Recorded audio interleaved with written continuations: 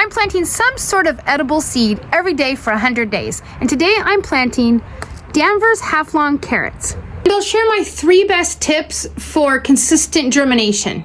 This group is going to be grown in a pot. So the first thing we're going to do is add fertilizer to our soil. I like the Dr. Earth products before filling the pot back up. So tip number 1, make sure you soak the soil where they're going to be planted. Absolutely drench it, whether it's in a raised bed, a container of some sort, or just in the ground. Saturate the soil, because this time of year, in most parts of the country, the soil is going to dry out really quickly. It's important to keep it moist until the carrots germinate, which can take a couple weeks. So saturate that soil. I soaked this pot until the water was draining out the bottom. There are the little beauties. I'm going to go ahead and try to space them like every couple inches. Okay, and then I'm just going to press them in. And then I do cover them with about a 1/4 inch of soil on top.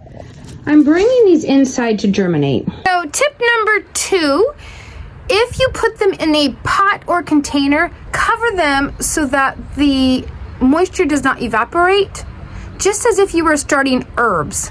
Carrots are the perfect fall crop because they like it about 70 to germinate, but then they like it cool for their root to develop. I'm placing the saran wrap on top of here to keep the moisture in. They dry out really easy, and then the germination isn't so great. And I have this awesome giant rubber band to keep it in place. And then as soon as I see any sprouts popping up, this comes off and it goes out. The condensation on this plastic tells me that there's still moisture in here. That's a good thing. If it dries up, I know I need to spray the top of this pot again. Tip number 3, if you're planting in ground, cover your soil. Just like I've covered this pot to keep the moisture in, I want to cover my outdoor rows to keep the moisture in. Now, if you're planting out in your garden, in ground, saturate the soil, cover your carrots, and then place something over the rows and weigh it down. It can be cardboard, pieces of wood, plastic.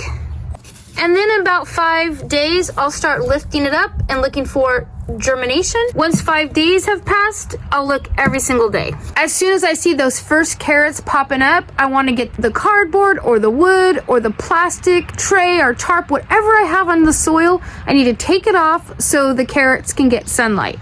Depending on where you live, it might be best if you're planting in the late spring or summer to go ahead and plant your carrots in the shade. They'll germinate and grow better. They don't like it above 85 degrees, and so shade and a good heavy mulch will help keep that root zone cooler. Those cooler temperatures are key to a nice sweet carrot.